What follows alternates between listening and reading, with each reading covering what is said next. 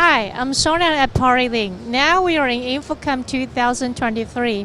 Hereby we'd like to introduce our new product, Multiview KVM processor with the Multiview function and extend and switch function. Here, let's take a look at our demonstration here. Now, this KVM Multiview processor connected with a 4 server for computers. And we can monitor them on this display. And we can want to control one of the server, one of the PC.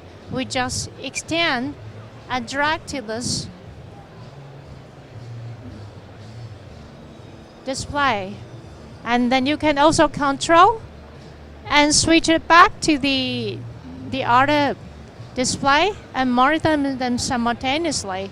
And this is a HDMI 2.0 version KVM Multiview function with a Multiview, monitor, and KVM switch function. If you are interested for further information, please check our website www.partilink.com.